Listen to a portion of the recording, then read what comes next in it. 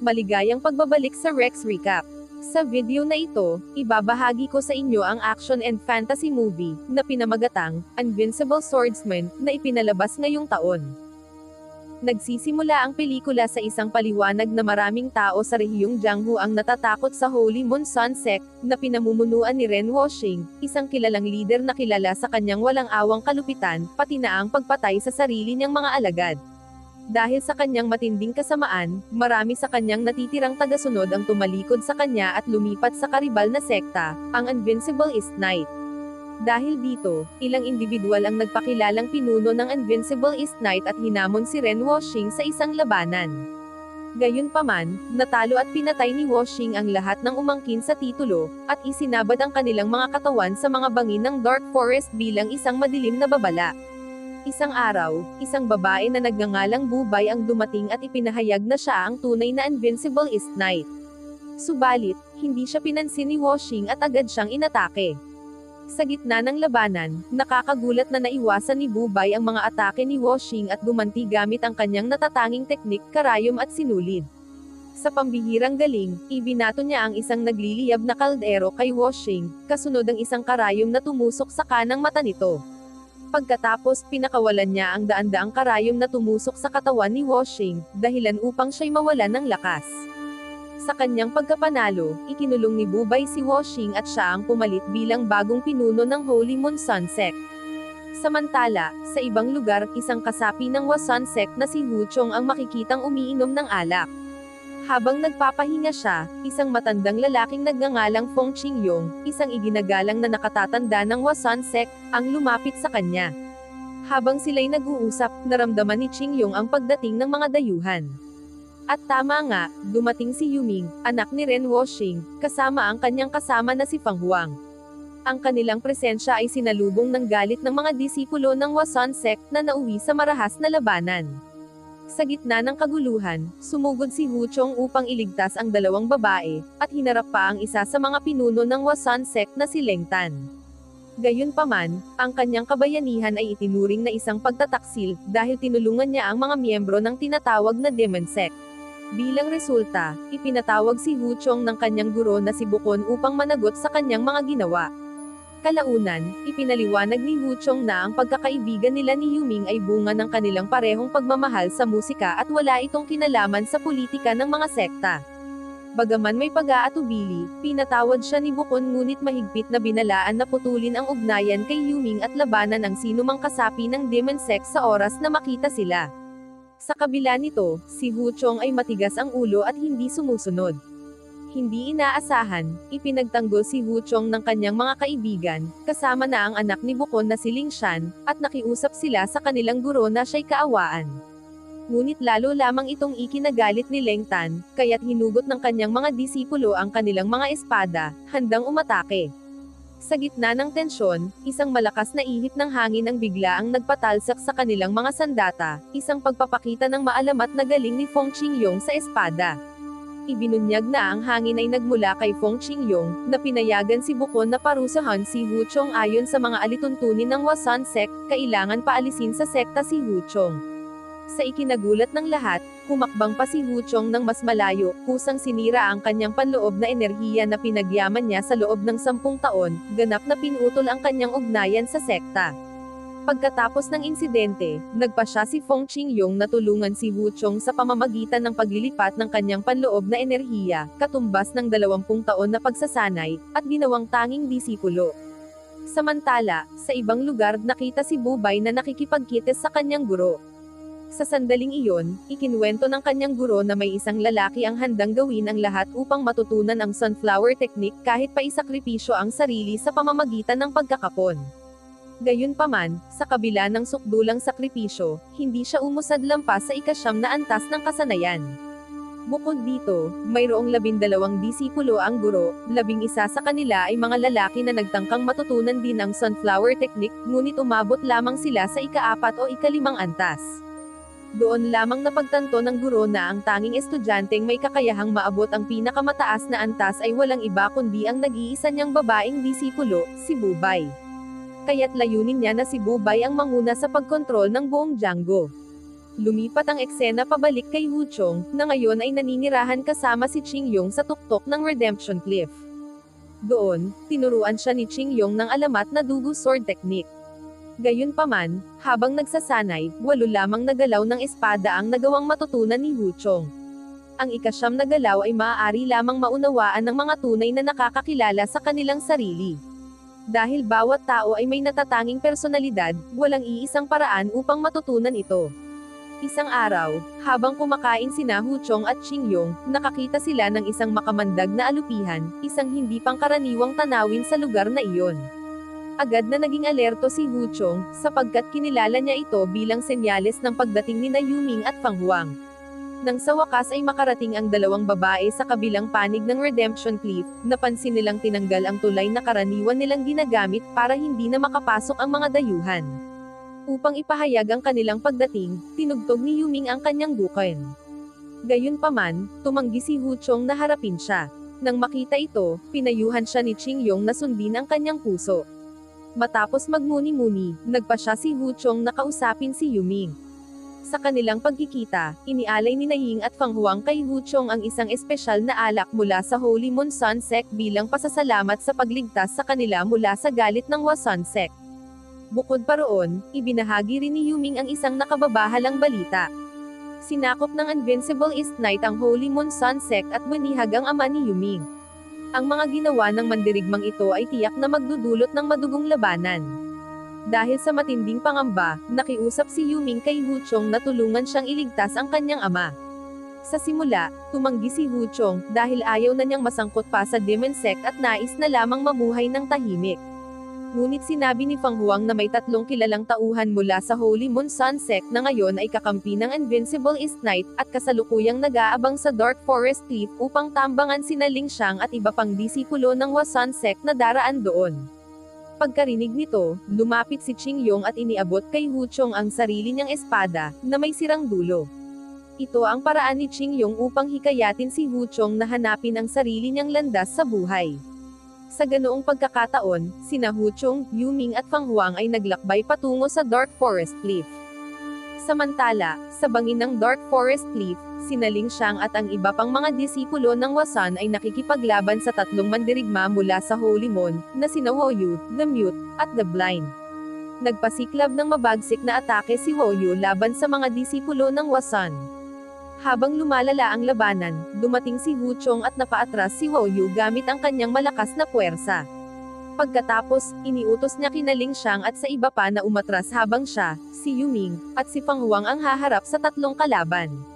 Ipinakita ni Huchong ang kanyang husay sa espada sa pamamagitan ng pagputol sa kamay ni Woyu, habang si Fang Huang ay itinusok ang kanyang espada sa puso ni The Blind.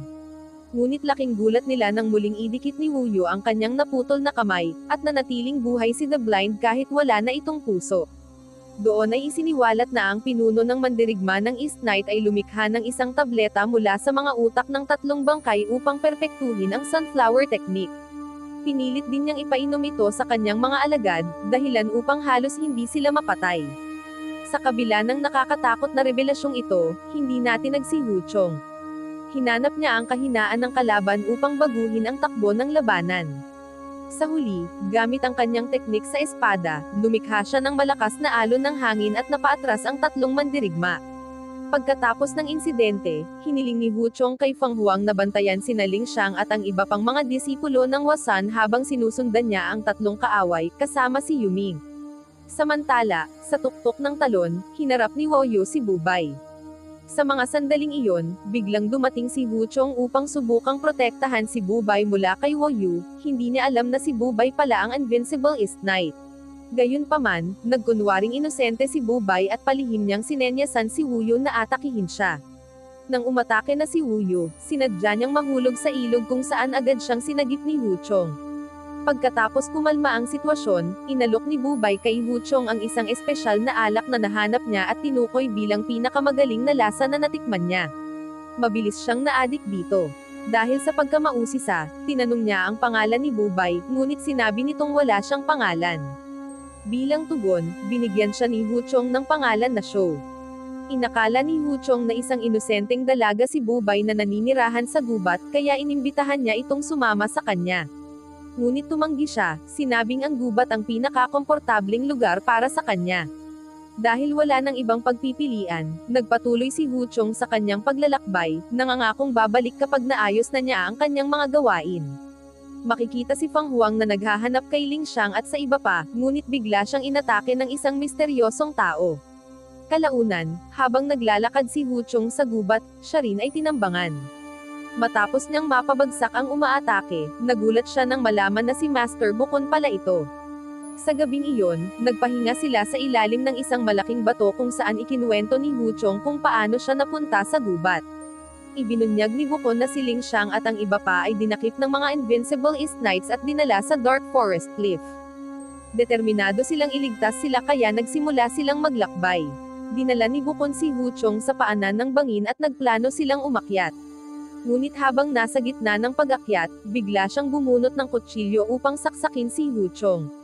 Sa kabutihang palad, nabigo ang kanyang pagtatangka dahil sa biglaang pag-ulan ng mga palaso. Hindi alam ni Hu Chong ang nangyayari kaya nagpasya silang maghiwa-hiwalay. Makalipas ang ilang sandali, napag-alaman na ipinagkanulo pala ni Bukon ang kanyang dating mga kasamahan at nanumpa ng katapatan sa Invincible East Knight para mahanap ang manual ng Sunflower Technique. Kinain niya ang kilalang pil na gawa mula sa utak ng 3 bangkay, na labis na nagpalakas sa kanyang lakas. Sa utos ni Bubay, inatasan si Bukon na hulihin ang 3 iba pang mga lider mula sa Wasan, ang lahat ng miyembro ng Five Mountain Sword Alliance. Nang gabing iyon, pumasok si Hu Chong sa kuta ng Holy Moon Sun Sect upang palayain ang kanyang mga kaibigang nahuli. Ngunit nauna nang nakontrol ng Invincible East Knights ang lugar. Sa loob, nakita ni Hu Chong si Bubay, nakilala niyang si Shou at nagpapanggap siya na naghahanap ng alak. Inalok siya nitong tulungan na palayain sina Ling Xiang at ang iba pa. Ngunit bago gawin iyon, naupo sila at uminom. Sa kanilang pag-uusap, tinanong ni Bubay si Hu Chong kung bakit hindi niya ninanais na mamuno sa Django tulad ng ibang mga lider. Inamin niya na wala siyang interes sa katanyagan o kapangyarihan, dahil ang mga ganoong bagay ay nagdudulot lamang ng walang katapusang sama ng loob at tunggalian. Inanyayahan ni Hu Chong si Bubay na sasamahan siyang tuklasin ang mundo sa labas kung mapalaya na nila ang kanyang mga kaibigan. Matapos ang maikling pag-iisip, tinanggap ni Bubay ang kanyang imbitasyon. Sinimulan nilang ipatupad ang kanilang plano, kung saan nagpapanggap si Bubay na hinuli si Hu Chong at ikinulong siya sa parehong selda ni Ling Xiang at ng iba pa. Pagpasok nila, nagkunwaring inaatake ni Ling Xiang at ng kanyang mga kasama si Hu Chong. Ilang sandali pagkatapos, ang kanilang gulo ay nakakuha ng pansin ng mga gwardya, kaya binuksan nila ang selda upang makialam. Agad na kumilos si Hu Chong at ang iba pa, sinunggaban ang pagkakataon upang talunin ang mga gwardya at makatakas. Nang sila ay malapit nang umalis, biglang inatake si Hu Chong ng isang misteryosong tao. Ang umatake ay si Ziyang, na dumating kasama si Yuming upang iligtas si Ren Woxing. Nang marinig ito ni Hu Chong, agad niyang iniutos kay Ziyang na dalhin sina Ling Xiang at ang iba pa sa ligtas na lugar habang siya at si Yuming ay tumutok sa pagpapalaya kay Ren Woxing. Ngunit si Ren Woxing ay nakakulong sa isang napakaprotektado na silid kaya imposible itong pasukin. Para makapasok, muling niloko ni Hu Chong ang mga gwardya upang buksan ang pinto. Pagpasok nila, agad niya silang pinabagsak gamit ang isang suntok. Sa sandaling iyon, dali-daling tumakbo si Yuming sa kanyang ama, nakita siyang nakatali at tinusok sa dibdib. Sa wakas ay napalaya si Ren Woxing, at nilabas niya ang kanyang galit sa pamamagitan ng pagpatay sa mga sundalong tumalikod sa Invincible East Knight, kasama na sina Wu Yu, the Mute at the Blind. Bahagyang natupad ang kanyang paghihiganti, inimbitahan ni Ren Woxing si Hu Chong na sumali sa kanya para talunin ang pinuno ng Invincible East Knight sect. Inalok pa niya kay Hu Chong ang kamay ng kanyang anak na babae. Ngunit tumanggi si Hu Chong, hindi interesado sa kapangyarihan at mas gusto niyang bumalik sa Wasan sect. Pagkatapos noon, umalis siya at muling nakipagkita kay Ling Xiang at sa iba pang mga disipulo, at nagdiwang sila ng kanilang muling pagkikita sa isang baso ng alak. Noong gabing iyon, habang natutulog ang lahat, tahimik na lumisan si Hu Chong upang tuparin ang kanyang pangako kay Shou, na kilala rin bilang Bubay.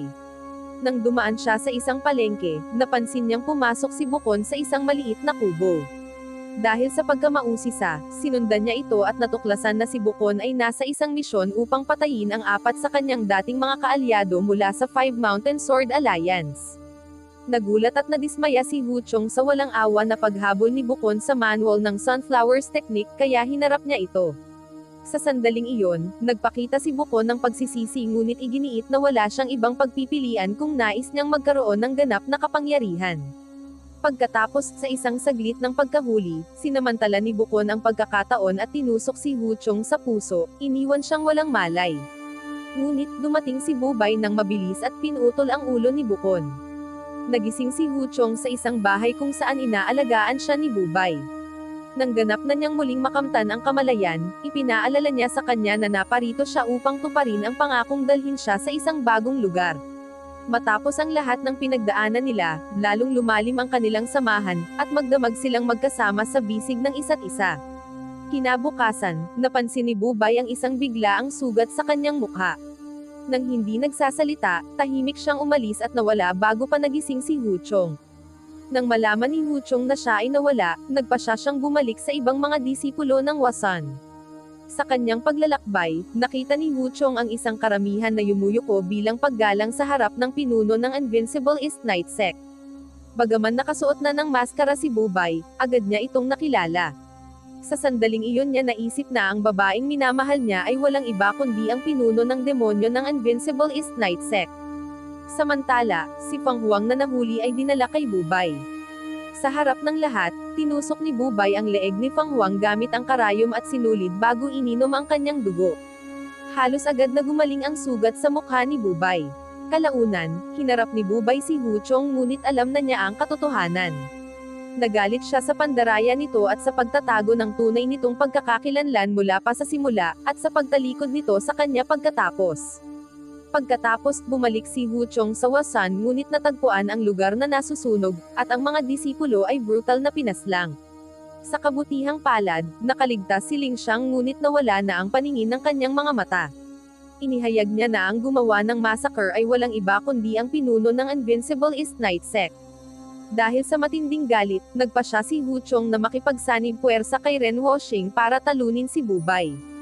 Dahil dito, pinangunahan ni na Woxing, Yuming, Ziyang, at Hu Chong ang kanilang mga puwersa patungo sa Cliffs of the Dark Forest, handa na sa laban.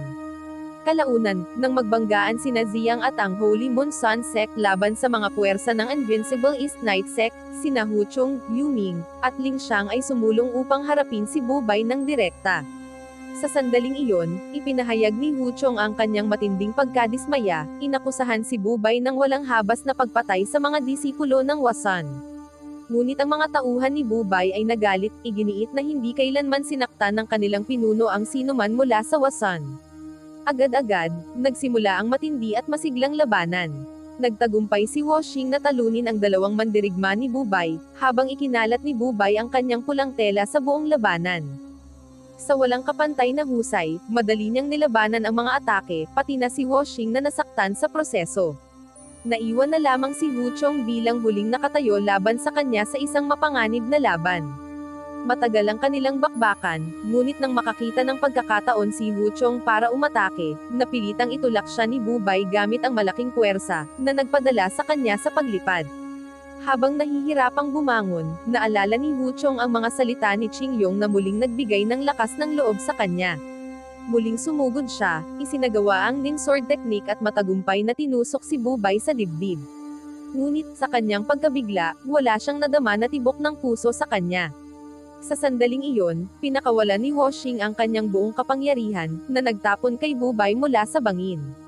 Walang pag-aalinlangan, tumalon si Hu Chong upang habulin siya, determinado na iligtas siya. Dito na ipakita ang katotohanan, si Hu Chong ay nabubuhay lamang sa utang na buhay mula nang tusukin ni Bukon ang kanyang puso. Bilang huling sakripisyo, ibinigay ni Bubay ang kanyang sariling puso kay Hu Chong upang matiyak ang kanyang kaligtasan. Para mapanatili ang sarili, kumakain siya ng utak mula sa 3 corpse pills na nagpapahintulot sa kanya na mabuhay kahit walang puso. Ang huling pagpapakita ng debosyon na ito ay patunay na tunay ang kanyang nararamdaman para kay Hu Chong. Noong gabing iyon, nagsaya si Woxing sa kanyang tagumpay laban kay Bubay, tumatawa na parang demonyo bilang selebrasyon. Nang marinig ang kanyang tawa, naalala ni Ling Xiang na iyon ang parehong boses na nagpasimula ng massacre sa Wasan. Ang nakakatakot na katotohanan ay dumaan sa kanila, hindi si Bubay ang may sala sa pagpatay, si Woshing pala ang tunay na salarin. Si Huchong, na puno ng galit, ay handang maghihiganti para sa mga namatay na kasamahan, ngunit pinigilan siya ni Ling Xiang, na nagpayo na ang higit pang karahasan ay magpapatuloy lamang ng siklo ng karahasan. Nauunawaan ang karunungan sa mga salita niya, pinili ni Huchong na umalis. Kahit inalok siya ni Woshing na maging deputy leader ng kanyang mga tauhan, tumanggi si Huchong nang walang pag-aalinlangan. Sa halip, umalis siya kasama si Ling Xiang, determinado na lumikha ng ibang landas. Kasabay nito, si Yuming, na matagal nang alam ang kalupitan ng kanyang ama, ay iniwan din siya. Nagtapos ang pelikula kay Huchong na puno ng lungkot at pagsisisi sa pagkawala ni Bubay, ang babaeng kanyang minahal. Wow naman! Doon nagtatapos ang pelikula mga idolo, salamat sa inyong panonood.